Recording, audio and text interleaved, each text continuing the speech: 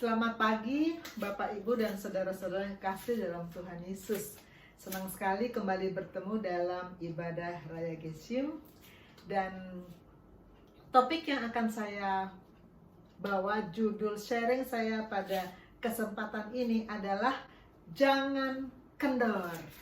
Jangan kendor. Inspirasi judul ini saya dapatkan ketika ibadah IPD Koja. Kita sekali seminggu, setiap hari Sabtu pagi itu ada ibadah IPD Koja, dan yang sharing firman itu selalu Pastor Pierre. Sudah lama ya Pastor Pierre selalu setia untuk membimbing kami di IPD Koja untuk semakin mengenal Tuhan dan firman-Nya. Ya, 4 minggu yang lalu kalau saya tidak salah, topik yang dibawakan oleh Pastor Pierre adalah Roma 12 ayat 11. Ini adalah bagian firman yang sebetulnya sudah sangat terkenal, sudah sering di-sharingkan.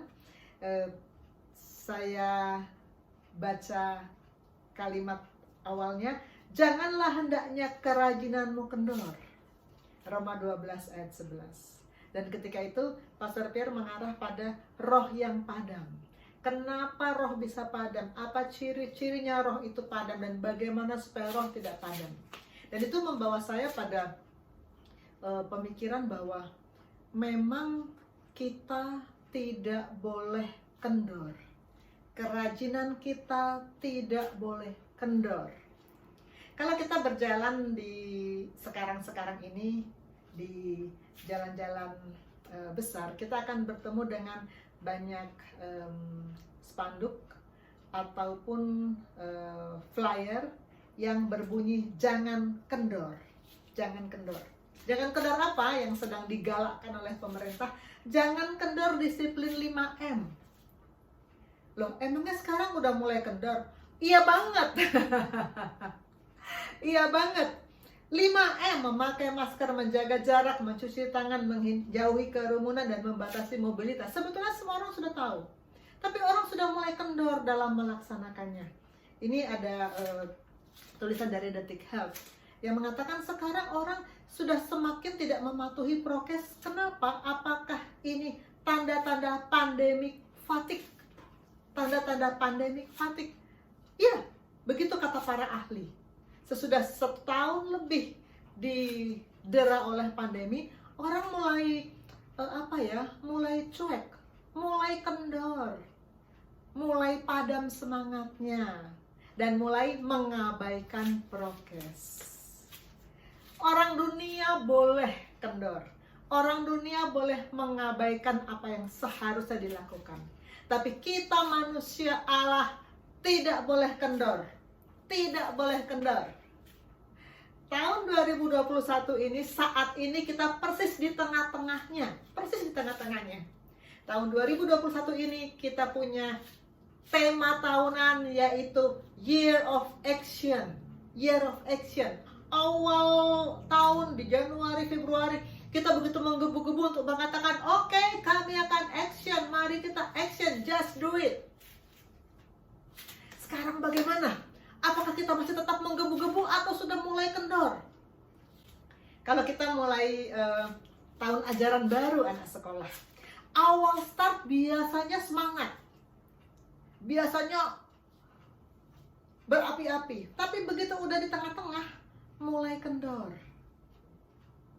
Begitu juga kepanitiaan program-program apa, awalnya semangat, tengah-tengahnya kendor. Orang dunia boleh kendor, kita manusia Allah tidak boleh kendor. Coba kita simak ini. Beda ya, kanan sama kiri ya.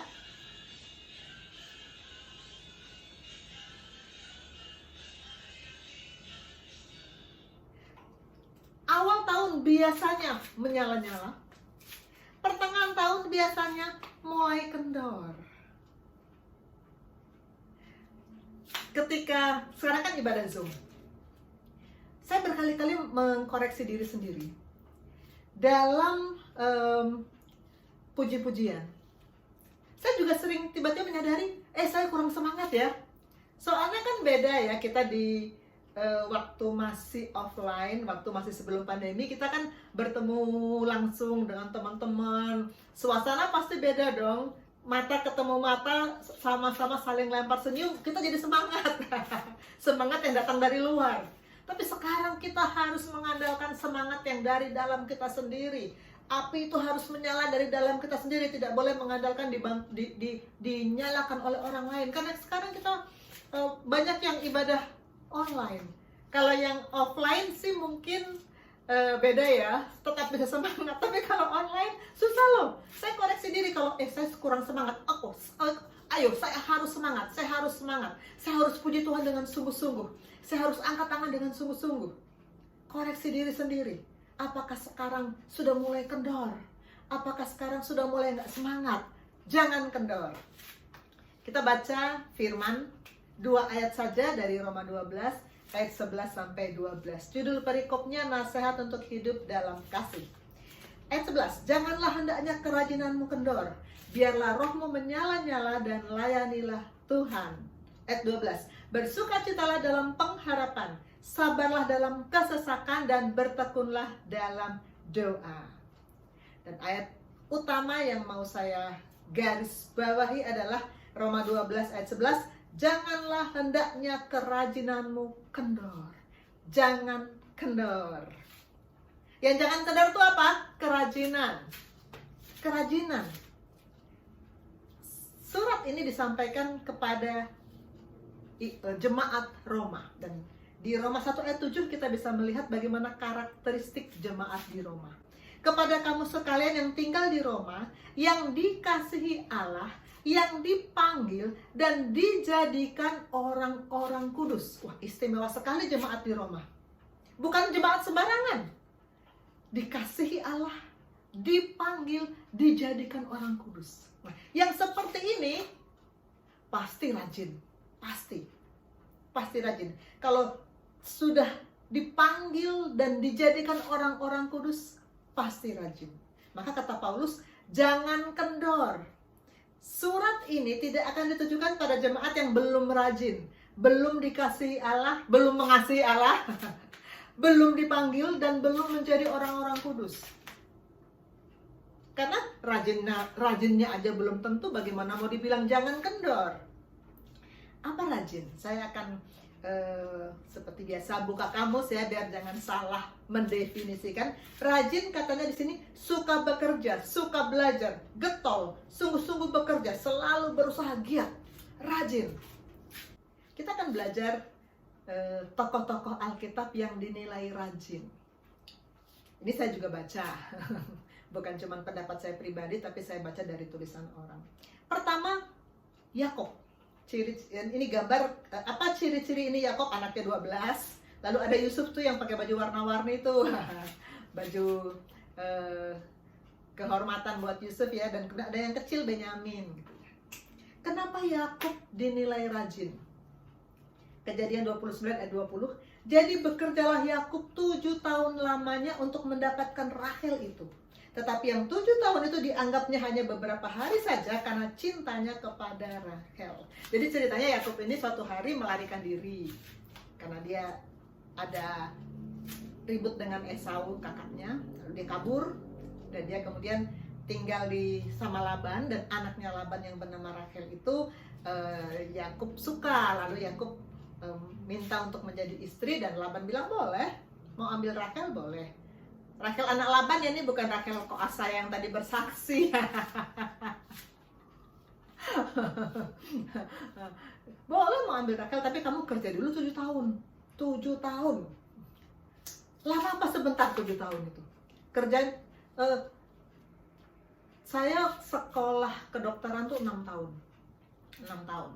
Jadi ini lebih setahun dari lamanya saya sekolah waktu untuk jadi dokter umum. Jadi dokter umum tuh 6 tahun, tapi kalau ditambah dokter spesialis 4,5 tahun, ditambah dengan subspesialis 2 tahun ya, sebetulnya lebih lama saya ya. Dan saya yakin ketika itu Yakub bekerja pasti sungguh-sungguh, gak mungkin dia kerja sambil malas-malasan. Kenapa? Ya dia diawasi dong sama calon mertua, karena kan Laban bilang kamu kerja, nanti kalau misalnya dianggap kerjanya nggak benar, ya nggak jadi dikasih Rahelnya kan gitu ya. Jadi pasti Yakub bekerja sungguh-sungguh 7 tahun. Nggak sebentar, nggak cuma setahun 2 tahun, 7 tahun bekerja. Bukan untuk mendapatkan gaji. Kalau saya sekarang kan kerja untuk mendapatkan gaji ya, karena memang sudah dokter spesialis. Tapi Yakub bekerja untuk bisa mendapatkan Rahel. Maka dia pasti butuh kerajinan yang besar untuk bisa melakukan 7 tahun bekerja ini. Karena itu Yakub dicatat sebagai tokoh Alkitab yang rajin. Selain Yakub, tokoh Alkitab yang dinyatakan rajin, Daud. Kalau ada gambar gembala main kecapi itu pasti Daud. Waktu Samuel datang untuk mengurapi salah satu dari anak Isai, waktu itu kan sama-sama baik Samuel maupun Isai belum tahu kan yang mana yang mau diurapi. Semua anaknya lewat di depan Samuel, tapi semuanya kata Tuhan enggak. Loh, padahal sudah habis semuanya. Udah nggak ada lagi anakku, kata Isai. Lalu kata Samuel, emangnya sama sekali udah nggak ada lagi? Ada sih, yang paling kecil Daud, tapi dia lagi menggembala domba. Daud ini rajin. Teman-teman, saudara-saudaranya lagi kumpul-kumpul terima tamu, ada Bapak Samuel datang, Daud tetap menggembalakan dombanya. Dia mengerjakan tugasnya dengan tekun dan rajin. Nggak lihat, oh lagi ada acara, oh lagi ada tamu, aku tinggal sebentar. Enggak, tekun, rajin. Bahkan sesudah dia urapi menjadi raja dan dia sudah bekerja pada Saul sebagai pemain kecapi, dia juga tetap masih melaksanakan tugasnya. Kita baca di 1 Samuel 17 ayat 15. Tapi Daud selalu pulang daripada Saul untuk menggembalakan domba ayahnya di Bethlehem. Rajin banget dia.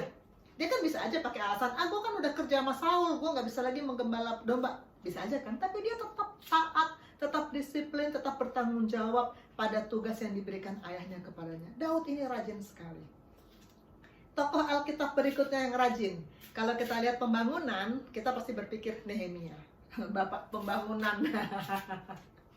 Ceritanya ini ketika orang Israel pulang dari pembuangan dari Babel ke Yerusalem. Sampai di Yerusalem, tembok Yerusalem sudah runtuh. Bayangkan kita mau tinggal di satu kota, temboknya nggak ada. Pasti tidak aman. Karena itu Nehemia memimpin bangsa Israel untuk membangun tembok. Kita baca di Nehemia 4 ayat 6. Tapi kami terus membangun tembok sampai setengah tinggi, sampai ujung-ujungnya bertembok, karena seluruh bangsa bekerja dengan segenap hati. Ini pemimpinnya pasti rajin, sehingga bisa membuat seluruh bangsa bekerja dengan segenap hati. Padahal waktu itu tidak mudah loh, karena ada orang-orang yang memusuhi mereka, yang mau menyerang mereka. Kita baca di ayat 17. Orang-orang yang memikul dan mengangkut melakukan pekerjaannya dengan satu tangan, dan dengan tangan yang lain mereka memegang senjata. Karena ada ancaman untuk menyerang mereka, jadi satu tangan dipakai untuk bekerja, satu tangan untuk bawa senjata. Luar biasa, tapi mereka melakukannya dengan tekun, dan mereka berhasil. Mereka menjadi bangsa yang rajin karena pemimpinnya Nehemia juga rajin. Paulus, kalau lihat gambar ini ya, ada cahaya yang menyilaukan mata Paulus jatuh. Ini pasti Paulus nih gambarnya nih. Paulus, siapa yang tidak kenal Paulus ya? Rasul yang dipakai dengan luar biasa. Di Kisah Para Rasul 18 ayat 3 kita baca begini. Dan mereka, ini Paulus dengan Aquila, dengan temannya, melakukan pekerjaan yang sama. Ia tinggal bersama-sama dengan mereka, dengan Aquila dan Priscilla, istrinya.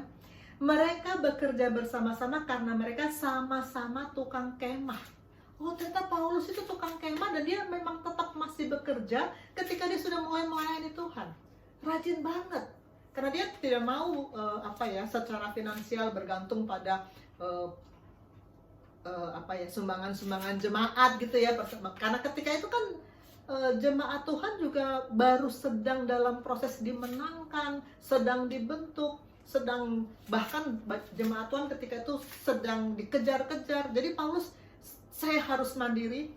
Dia tetap sebagai tukang kemah untuk mendukung pekerjaan utama dia, yaitu melayani Tuhan. Luar biasa, Paulus adalah tokoh yang rajin, sangat rajin. Dan satu lagi yang pasti teladan kita banget Tuhan Yesus. Dalam Yohanes 5 ayat 17, tetapi ia berkata kepada mereka, Bapakku bekerja sampai sekarang dan aku pun bekerja juga. Tuhan Yesus bekerja sampai sekarang. Kemarin dalam ibadah kenaikan ya, kita sama-sama belajar makna dari kenaikan. Salah satunya adalah kita memiliki Yesus sebagai juru syafaat, sebagai pengantara, terus bekerja sampai sekarang untuk menjadi juru syafaat bagi kita. Amin. Tokoh-tokoh yang rajin, kita juga harus rajin. Tuhan tidak mau kita malas. Berhenti malas. Ini saya keluarkan Amsal 6. Ini Amsal 6 nih saya apal karena mama saya almarhum ya, sangat suka memakai Amsal 6 ini untuk dulu sih memarahi untuk membuat kami nggak malas. Mama dari depan ke belakang, belakang ke depan di rumah kami kecil, jadi depan ke belakang, belakang ke depan, terus menerus mengucapkan Amsal 6 ini. Makanya sampai saya hafal. Saya bacakan ya, Amsal 6 dari ayat 6 sampai ayat 11. Hai pemalas, pergilah kepada semut, perhatikanlah lakunya dan jadilah bijak. Biarpun tidak ada pemimpinnya, pengaturnya, atau penguasanya, ia menyediakan rotinya di musim panas dan mengumpulkan makanannya pada waktu panen. Hai pemalas, berapa lama lagi engkau berbaring? Bilakah engkau akan bangun dari tidurmu? Tidur sebentar lagi, mengantuk sebentar lagi, melipat tangan sebentar lagi untuk tinggal berbaring. Maka datanglah kemiskinan kepadamu seperti seorang penyerbu, dan kekurangan seperti seorang yang bersenjata. Tuhan tidak mau anak-anaknya malas. Jangan malas. Orang malas itu kayak gini ya, kalau jalan ya ampun. Kalau orang rajin, jalannya tegak, cepat. Apapun yang dikerjakan cepat. Saya selalu ingin rajin. Saya selalu ingin cepat menyelesaikan segala sesuatu dengan sebaik-baiknya. Karena saya tahu itu yang Tuhan mau. Amin. Jangan kendor ya kerajinanmu. Jangan padamkan roh. 1 Tesalonika 5 ayat 19. Jangan padamkan roh. Kendor di kamus bahasa ternyata namanya kendur. Apa itu kendur? Definisi yang pas adalah yang nomor 4. Melemah atau berkurang. Semangatnya kendur. Kerajinannya kendur. Dan firman bilang jangan kendur ya kerajinanmu. Tetap menyala-nyala, tetap layani Tuhan. Saya ambil 2 contoh tokoh Alkitab yang pernah mengalami rohnya padam, semangatnya kendor. Dan ini bukan tokoh biasa-biasa, tokoh Alkitab yang luar biasa. Pertama Musa. Musa itu luar biasa. Gambar di kiri adalah gambar ketika Musa membelah laut Teberau dan membawa bangsa Israel menyeberang di tanah yang kering. Gambar yang kedua adalah ketika Musa naik ke Gunung Sinai untuk menerima 10 hukum Taurat. Saya bayangkan Musa ini waktu naik gunung tuh kayak apa ya? Karena saya pernah naik gunung dan itu tentu tidak mudah kan. Tapi yang saya lebih salut lagi adalah saat turun gunung, Musa itu membawa 2 loh batu loh. Kayak apa beratnya? Padahal turun gunung itu resiko kepleset. Saya tuh selalu lebih susah turun daripada naik.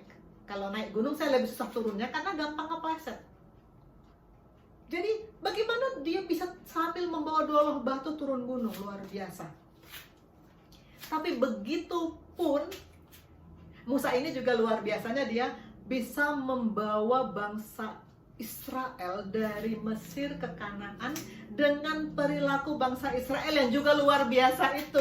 Bangsa Israel itu bersungut-sungut terus, komplain terus. Dia bisa. Tapi di tengah-tengah ternyata ada saat ketika dia ternyata kendor juga. Bilangan 11, 14 sampai 15.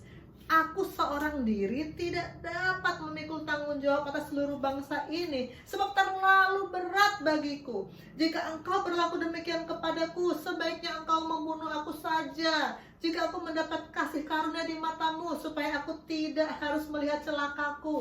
Ya ampun, Musa menulis ini pasti dia karena begitu beratnya bebannya dalam menghadapi bangsa Israel yang luar biasa tengku itu, sampai dia ngomong gini sama Tuhan.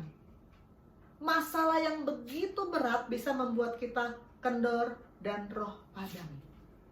Karena Musa ini bukan hamba Tuhan ecek-ecek ya, ini nabi yang luar biasa, tapi bisa sampai mengalami rohnya padam, semangatnya kendor karena masalah yang terlalu besar.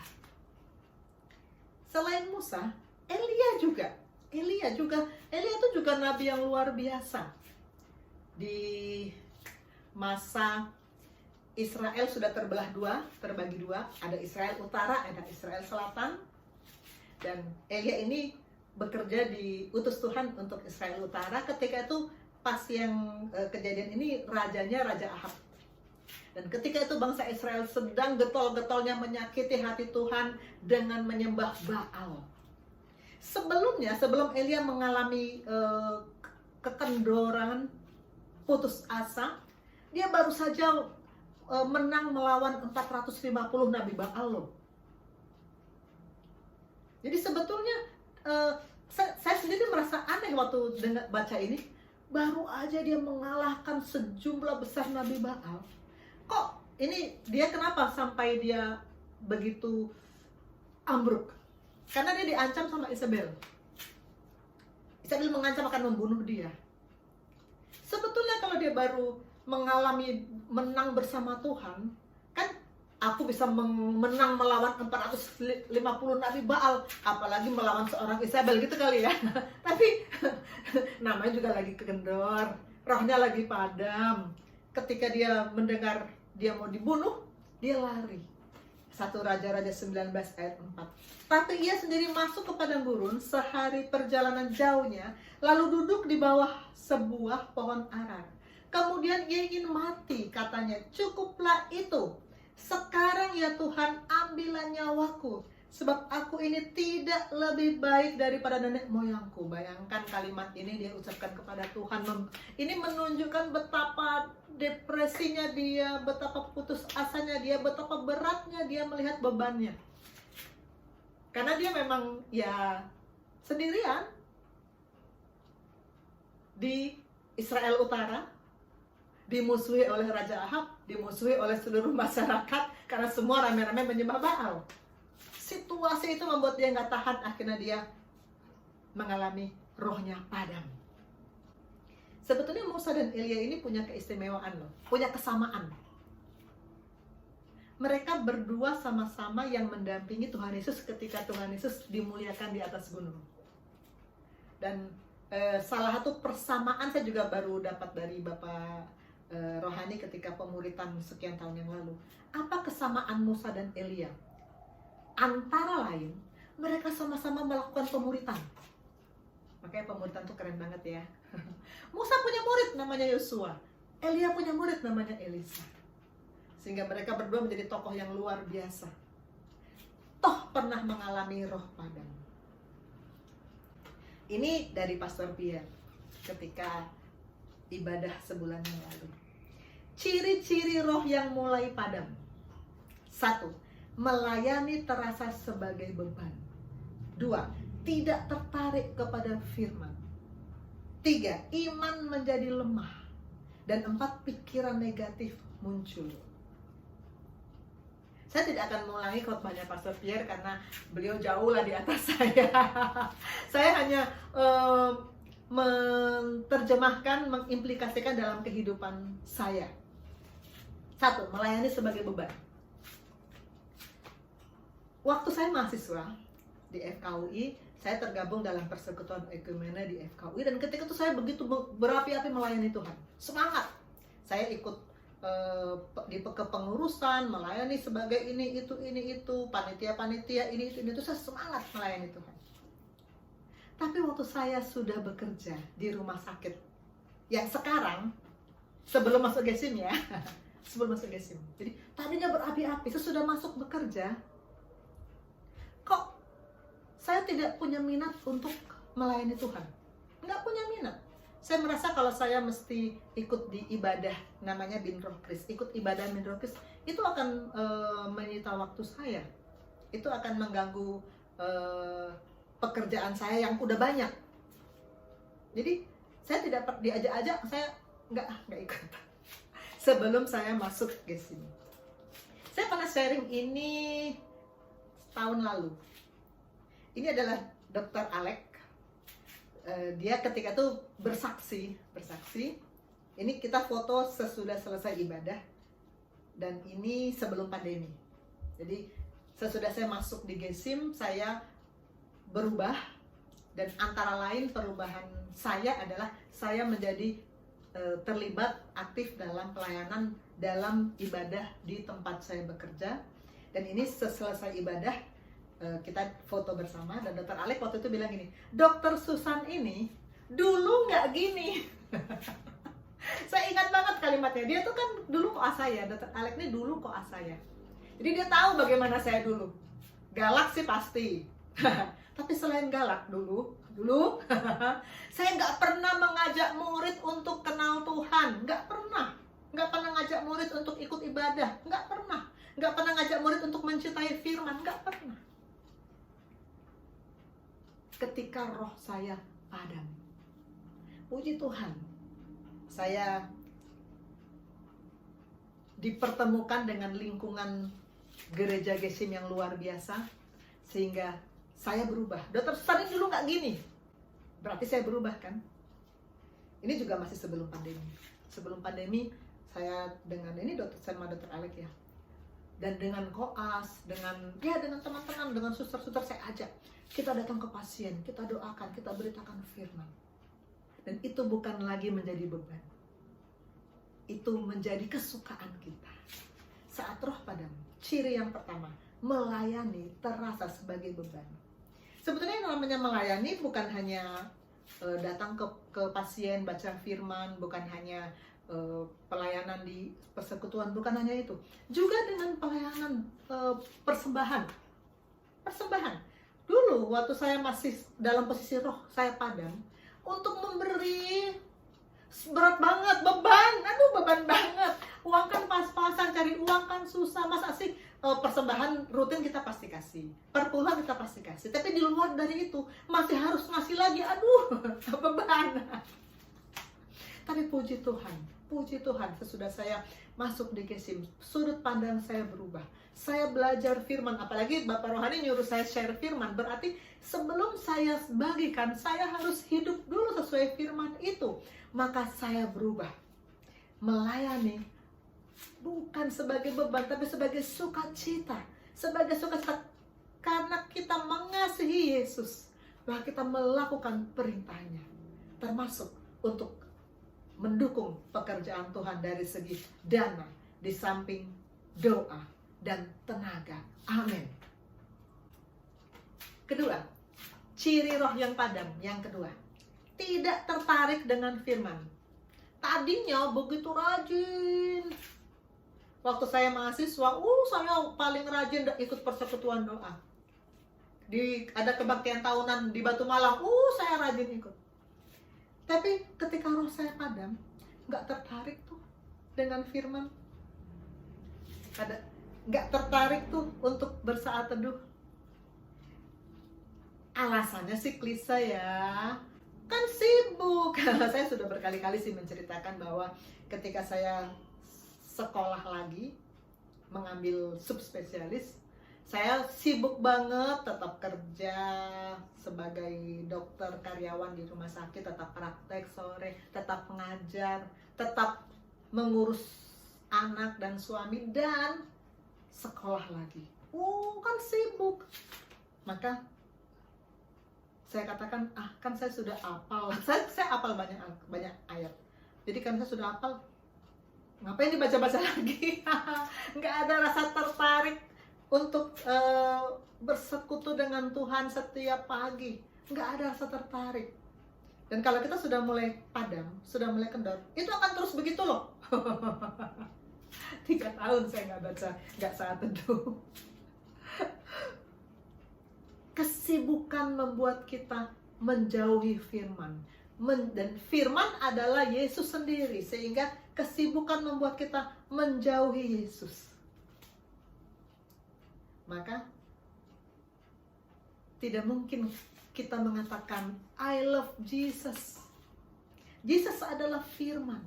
Kalau kita tidak mencintai firman, mana bisa kita bilang I love Jesus? Kita sih bisa ngomong, tapi Tuhan bilang apa? Buktinya apa? Ngomong doang. Ngomong doang I love Jesus, tapi tidak mencari firman tiap hari. Roh padam. Ketiga, iman menjadi lemah. Ini Elia yang tadi. Ketika rohnya menyala-nyala, dia tidak takut menghadapi 450 nabi Baal. Ketika itu dia menantang Nabi Baal untuk, ayo kalau betul Baal itu hidup, suruh Baal itu menyalakan api di mezbah ini.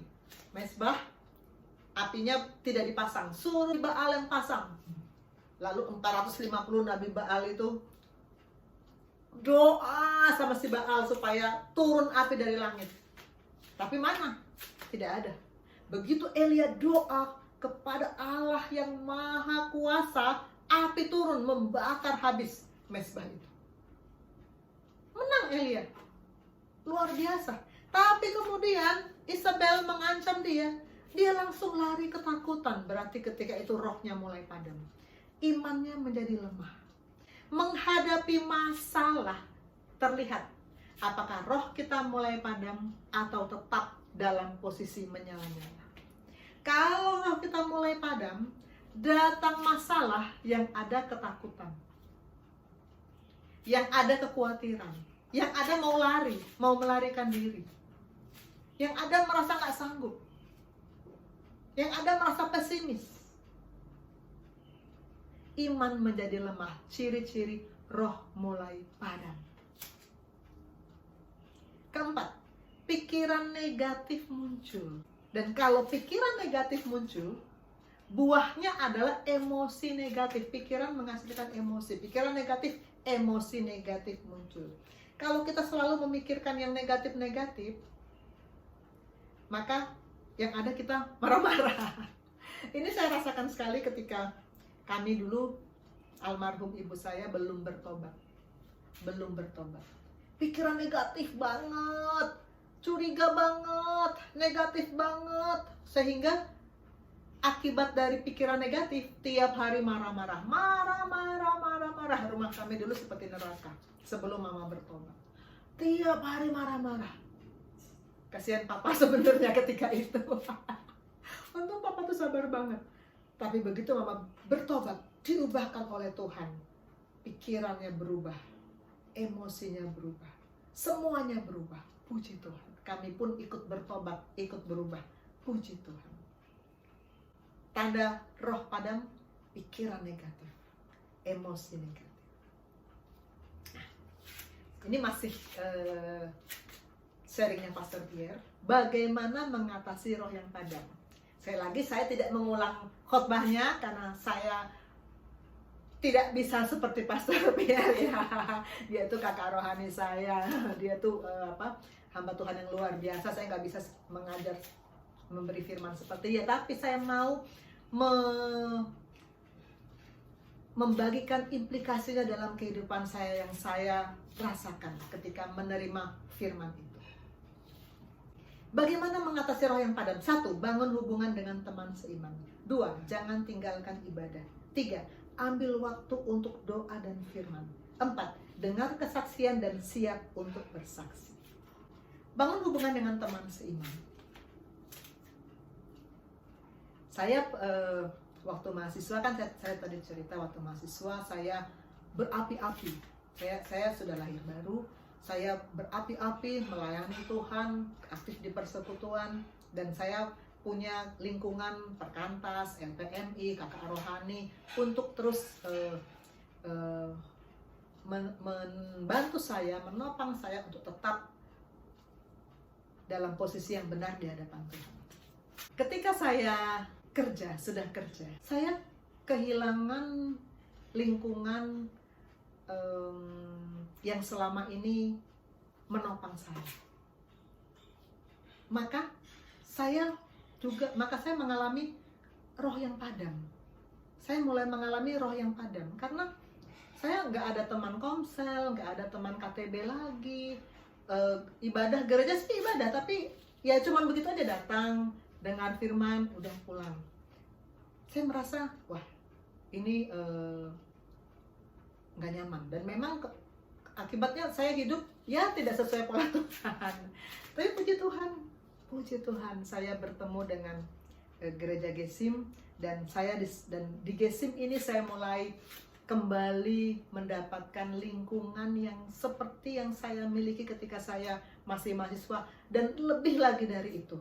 Lebih dari itu karena Bapak Rohani di sini sungguh-sungguh membimbing, mengajar kita untuk tetap dalam pola Tuhan.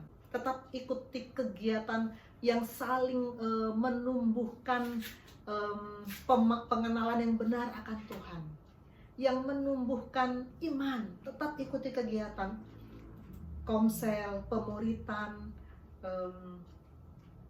apapun ikuti. Di 1 Korintus 15 ayat 33 dikatakan, jangan kamu sesat, pergaulan yang buruk merusakkan kebiasaan yang baik. Ya, kita membangun hubungan dengan teman yang bagaimana? Dalam komsel 2 minggu yang lalu, ketika itu kita membicarakan khotbahnya Pastor Rio ya, yang bagaimana iblis membawa Yudas ke lingkungan yang salah. Dan ketika itu di komsel seru tuh, pada banyak yang mengutip 1 Korintus 15 ayat 33 ini. Karena banyak yang mengalami bahwa saya pernah ada di lingkungan yang salah. Sedangkan firman berkata, pergaulan yang buruk merusakkan kebiasaan yang baik.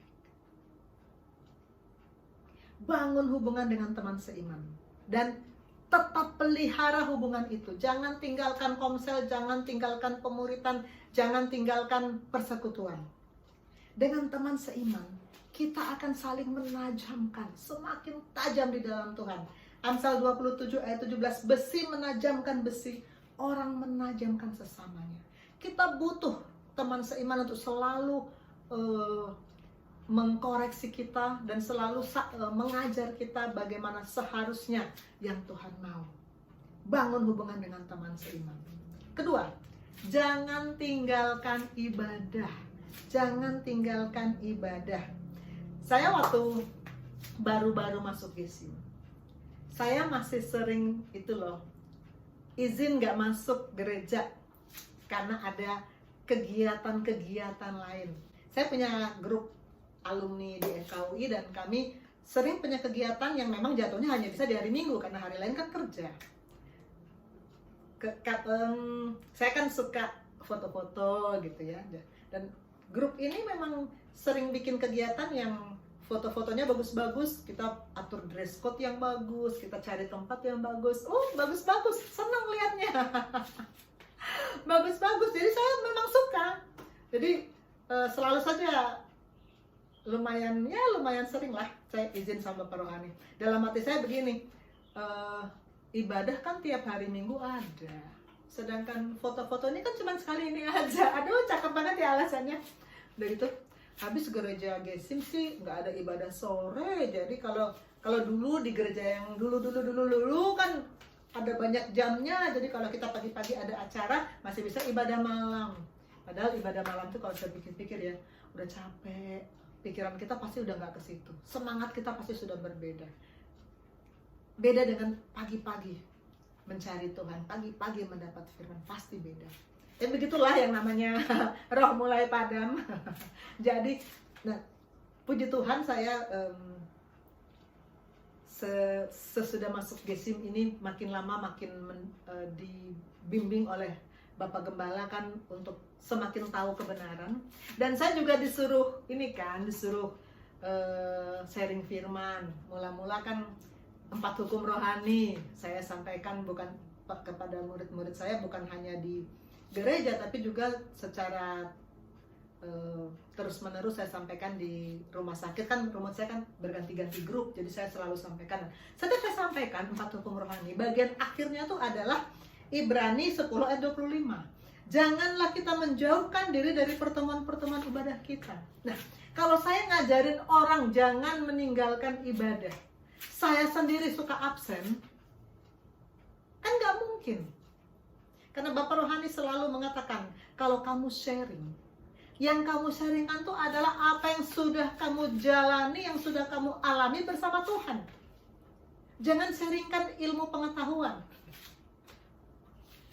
Ya lagian saya kalau mau sharingkan ilmu pengetahuan, yang saya sharingkan nanti gastroenterohepatologi.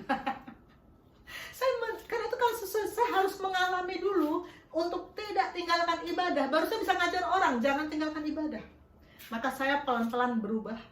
Walaupun sekarang saya jadi seperti memang nggak ikut-ikutan lagi dengan kegiatan teman-teman alumni, tapi saya yakin ibadah jauh lebih penting daripada kegiatan-kegiatan senang-senang seperti itu. Yakin saya, dan saya tidak menyesal. Itu membuat saya terus menyala-nyala, tidak kendor, tidak tinggalkan ibadah.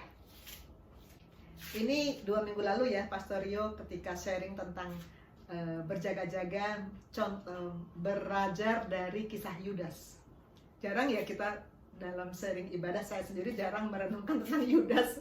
Serem-serem gimana gitu. Iblis berhasil membawa Yudas meninggalkan Tuhan dan firman-Nya. Hati-hati. Banyak sekali alasan-alasan yang sepertinya nggak bersalah ya. Sepertinya nggak bersalah. Tetapi kita pelan-pelan meninggalkan Tuhan dan firman-Nya. Saya perhatikan di ibadah online ini. Kita duduk, lalu ada TV atau ada laptop, lalu kita mendengar firman. Begitu mudahnya tiba-tiba ada sesuatu dari HP kita, lalu kita pindah fokus ke HP. Jawab WA, kemudian dari habis jawab WA, browsing kemana-mana. Itu sering saya lihat dilakukan juga oleh anak-anak saya, juga oleh suami saya. Dan saya sendiri lagi ibadah, tiba-tiba ada konsul sih. Tapi ketika itu saya berpikir, masa nggak dijawab? Jawab. Iblis pelan-pelan dengan lihainya membawa kita meninggalkan Tuhan dan firman-Nya. Mula-mula dari yang kecil-kecil, yang sepertinya nggak bersalah. Tetapi saya menyadari, ketika Pastor Rio menyampaikan ini, saya menyadari bahwa kalau kita mengikuti ibadah, kita harus, handphone harus di airplane mode. Supaya tidak ada WA masuk, tidak ada telepon masuk, tidak tergoda untuk browsing-browsing. Matikan, fokus sama firman. Karena si jahat itu sangat lihai membawa kita meninggalkan Tuhan dan firman-Nya. Dan ini skema 3 tahap kerja iblis dari Bapak Gembala. Kalau dia sudah mencuri firman, dia akan membunuh, membuat kita hidup natural, bergantung pada sumber-sumber natural. Sama dengan orang yang tidak punya Tuhan, terputus dari sumber hidup. Sudah sampai situ, 1 langkah lagi, maka kita dibinasakan. Tidak punya kesempatan lagi untuk bertobat. Aduh, ini ngeri banget ya. Tidak punya kesempatan lagi untuk bertobat. Jangan sampai kita masuk pada kondisi tidak bisa bertobat lagi. Hati-hati jaga posisi roh kita, agar kita tetap pada posisi yang benar di hadapan Tuhan, terus terhubung dengan kekekalan. Jangan tinggalkan ibadah. Amin.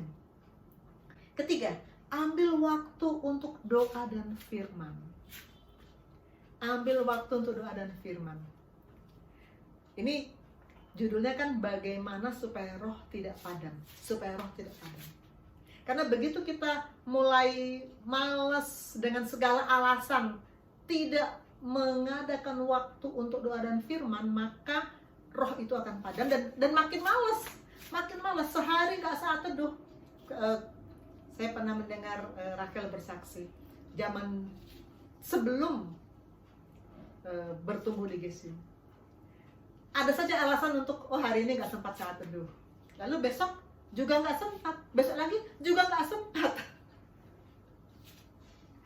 selalu ambil waktu, dan untuk itu kita perlu memaksa.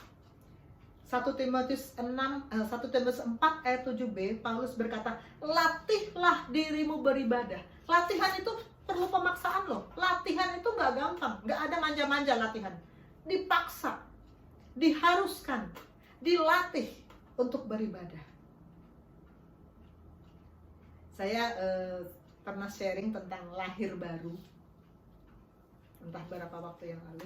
Lahir baru itu saya menggambarkan seperti Tuhan Yesus mengetuk pintu hati, lalu kita buka pintu, silakan Tuhan masuk. Ada 2 model.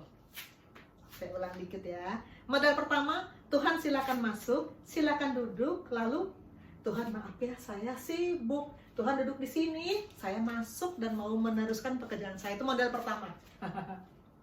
Model kedua, buka pintu, Tuhan Yesus silakan masuk, lalu duduk di kaki Tuhan, dengarkan Tuhan bicara. Yang mana yang beneran lahir baru? Yang kedua. Yang pertama itu bukan lahir baru yang sebenarnya. Yang kedua itulah lahir baru yang sebenarnya. Terima Tuhan yang sebenarnya adalah terima Tuhan dan Yesus dan firman-Nya tiap-tiap hari. Jadi kita harus selalu ambil waktu untuk doa dan firman. Harus, wajib. Wajib hukumnya. Dan ketika saya mulai bertumbuh di GESIM ini, apa yang berubah dalam saat teduh saya? Pertama, yang biasanya malam berubah jadi pagi hari. Malam ibadah keluarga. Kadang-kadang saat teduh malam juga bisa, tapi pagi itu pasti. Makanya saya bangun jam 4. Supaya saya bisa saat teduh pagi hari sebelum berangkat kerja. Pagi hari. Kenapa saya ubah pagi hari? Diajar sama Bapak Gembala. Diajar sama Bapak Rohani, diajar sama Kakak Rohani. Pagi hari ya. Saya nggak ulang ya kenapa alasannya semua. Ada semua juga sudah dengar. Kedua, kalau baca firman itu bersuara. Kalau baca Alkitab, tadinya saya baca Alkitab selalu dalam hati. Terbiasa begitu dari gereja yang dulu, gereja yang dulu lagi. Tapi sejak masuk GESIM, saya diajar sama Bapak Rohani, baca Alkitab bersuara.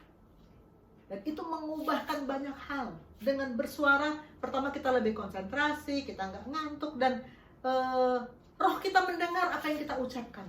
Kita perkatakan firman, kita aminkan firman. Dan yang ketiga, kita selalu sepakat dengan firman.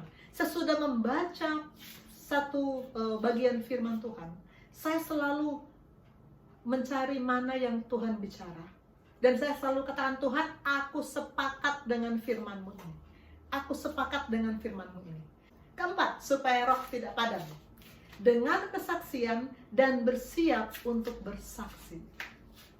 Kesaksian dulu waktu saya mahasiswa, ada ibadah kan, terus ada dalam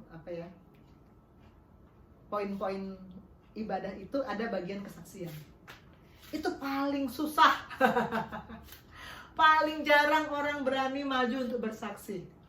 Dan saya juga ketika itu, saya kan pernah cerita bahwa dulu saya itu pemalu, pendiam, nggak berani ngomong. Nah, ketika saya masih mahasiswa, saya itu masih begitu loh. Masih pemalu, pendiam, nggak berani ngomong. Maka kalau kesaksian saya nggak pernah tuh maju bersaksi. Wahyu 12 ayat 11. Dan mereka mengalahkan dia oleh darah anak domba dan oleh perkataan kesaksian mereka. Luar biasa arti dari kesaksian, hasil dari kesaksian. Mengalahkan dia itu siapa? Iblis. Kita mengalahkan iblis kalau kita mau bersaksi. Rachel yang tadi bersaksi, sebetulnya sebulan yang lalu saya pernah minta untuk bersaksi. Tapi dia nggak berani. Dia tuh kayak saya waktu mahasiswa. Pemalu, pendiam, nggak berani ngomong. Maka saya bilang, Rachel, saya tuh ngeliat kamu tuh kayak ngeliat saya dulu. Kalau kita mau bersaksi, kendalanya 2. Pertama, bahan yang disaksikan apa? Sebetulnya kalau bahan yang disaksikan ini, sebetulnya kalau Rachel setiap komsel, dia selalu sharing tuh bagus sekali sebetulnya. Dia selalu mengatakan Rachel berubah sejak ikut komsel, sejak ikut pemuritan, Rachel berubah. Banyak anak Tuhan yang di zaman saya dulu mahasiswa tuh, kayak yang saya cerita di persekutuan doa saya, bersaksi itu paling sedikit, sangat sedikit yang mau, karena bahannya disaksikan apa? Banyak orang berpikir kesaksian itu adalah menceritakan berkat Tuhan. Sebetulnya nggak salah sih, tapi saya hati-hati sekali kalau kesaksian ini menceritakan berkat Tuhan, karena lebih sering itu seperti pamer-pamer berkat Tuhan, lalu orang lain diberkatinya apa gitu. Saya takut sekali kalau sampai kesaksian itu membuat kesannya seperti pamer-pamer berkat Tuhan. Yang paling penting untuk disaksikan sebetulnya adalah pengalaman kita bersama Tuhan yang mempermalukan iblis, yang mengalahkan iblis. Bagaimana dulu kita pemarah, kemudian kita berubah, kita sekarang tidak pemarah lagi. Bagaimana dulu kita suka iri, lalu kita berubah, sekarang tidak iri lagi. Itu yang mengalahkan iblis di alam roh. Dan bagaimana untuk bisa punya bahan yang disaksikan, yang bisa memberkati orang lain? Jalan bersama Tuhan. Kalau kita selalu jalan bersama Tuhan, tiap jam bersama Tuhan, tiap menit bersama Tuhan, tiap detik bersama Tuhan, pasti ada yang kita alami bersama. Pasti ada yang kita alami bersama. Makanya suami istri, kalau paling gampang menceritakan orang yang saya paling gampang ceritakan sama orang lain itu, kalau saya mau cerita ya suami saya, karena saya tahu kelebihannya apa, kekurangannya apa. Karena setiap hari bersama-sama. Kalau kita setiap hari bersama-sama dengan Tuhan, pasti ada bahan yang bisa kita saksikan dan memberkati orang lain. Kendala untuk bersaksi selain bahannya apa? Keberanian. Nah, ini yang saya katakan sempat murid saya takut. Padahal kalau sharing di Komsel bagus banget, tapi nggak berani bersaksi. Saya malu, saya takut. Untuk bisa dapat keberanian untuk bersaksi, gampang. Minta sama Tuhan. Tuhan, beri aku keberanian. Pasti dikasih, karena itu kan kehendak Tuhan. Kalau sesuai kehendak Tuhan, pasti dikasih. Kalau nggak sesuai kehendak Tuhan, nah itu yang nggak dikasih. Saya pernah sharing di tahun 2017, sudah lama ya. Topiknya hidup bersaksi. Dan ketika itu saya mengambil Yohanes 15 ayat 27. Tetapi kamu juga harus bersaksi, karena kamu dari semula bersama-sama dengan aku. Tuhan Yesus berkata kepada murid-muridnya, kamu harus bersaksi. Kalau kita berani-berani ngaku saya murid Tuhan, firman ini datang kepada kita. Kamu harus bersaksi. Amin. Dengar kesaksian dan siap untuk bersaksi. Ini akan membuat roh kita tidak padam. Tadi itu ada 4 ya, supaya roh nggak padam ada 4 poin. Saya tambah 3 lagi. 3 lagi ini bukan dari Pastor Pierre, tapi dari Pastor Paulus yang menulis Roma 12 ayat 12. Bersukacitalah dalam pengharapan, sabarlah dalam kesesakan, dan bertekunlah dalam doa. Pertama, bersukacita dalam pengharapan. Saya tadi katakan saya pernah sharing tentang sukacita, rejoice, di tahun 2019 ya, tentang rejoice. Ketika itu ayat utamanya adalah Filipi 4 ayat 4. Orang kalau pengharapan itu kan menunjukkan bahwa apa yang kita nantikan belum datang, tapi kita ngarep. Orang dalam pengharapan kebanyakan itu yang dirasakan apa? Kekhawatiran, was-was. Karena belum diterima kan, baru diharap-harap. Nah, Paulus bilang ketika kamu masih ngarep nih, kamu harus bersukacita. Apalagi kalau sudah terima ya pasti bersukacita banget. Roma 5 ayat 3-5. Kenapa? Karena masalah kita, kesulitan kita, penyakit kita, penderitaan kita, kesengsaraan kita, di Roma 5 ayat 3-5 dikatakan bahwa kesengsaraan itu menimbulkan ketekunan.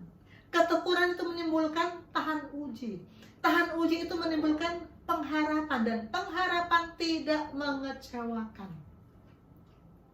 Maka anak-anak Tuhan dalam pengharapan sebelum kenyataan datang, dalam pengharapan tidak boleh was-was atau khawatir, tapi harus bersukacita. Harus bersukacita. Bersukacita dalam pengharapan. Kalau bersukacita saat yang diinginkan dapat sih, semua orang juga bisa. Lalu apa kelebihan anak Tuhan di situ? Maka anak Tuhan harus bersukacita dalam pengharapan supaya rohnya nggak padam. Kedua, sabar dalam kesesakan. Sabar. Orang kalau mengatakan saya sabar, buktinya apa? Buktinya apa kalau kamu sabar? Buktinya kalau ada masalah, ada kesesakan, ada bencana, saya tetap bisa sabar. Kesabaran tidak teruji kalau tidak ada kesesakan. Sekian hari yang lalu saya mengalami ditabrak. Yang nyetir sih supir saya.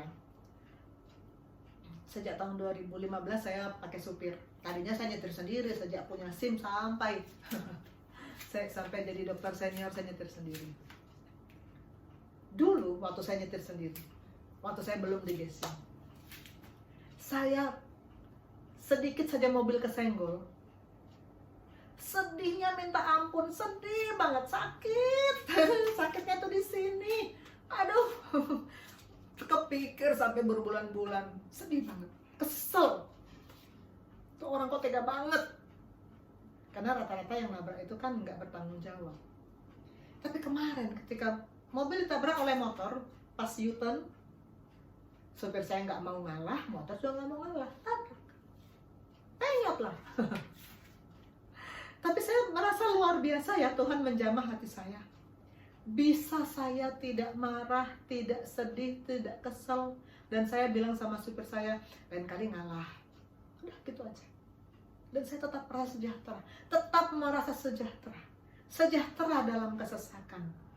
Itu akan membuat roh kita tidak padam. Amin. Dan yang terakhir, yang ketiga dari Paulus, total yang ketujuh jadinya. Bagaimana supaya roh gak padam. Yang ketujuh, bertekun dalam doa. Doa itu yang dimaksud doa di sini bukan daftar permintaan ya. Oh, bertekun dalam doa, aku minta-minta terus sama Tuhan. Doa itu yang dimaksud di sini bukan daftar permintaan, tapi intimacy with God. Saat kita bersekutu dengan Tuhan, saat kita berkomunikasi dengan Tuhan, itulah doa. Di dalam intimacy with God mesti ada penyembahan dan puji-pujian. Mesti ada pengucapan syukur karena Allah begitu baik. Mesti ada pengakuan dosa kalau ada yang belum diakui. Kalau sudah diakui ya jangan dipaksa-paksa, jangan diaku-aku yang bukan dosa. Dan yang keempat, kalau ada permintaan baru silahkan minta. Tapi sembah dia dulu, puji dia dulu, ucapkan syukur dulu. Akui dosa kalau ada yang belum diakui, baru daftar permintaan. Bersukacita dalam pengharapan, sabar dalam kesesakan, bertekun dalam doa. Kesimpulan, janganlah hendaknya kerajinanmu kendor, biarlah rohmu menyala-nyala dan layanlah Tuhan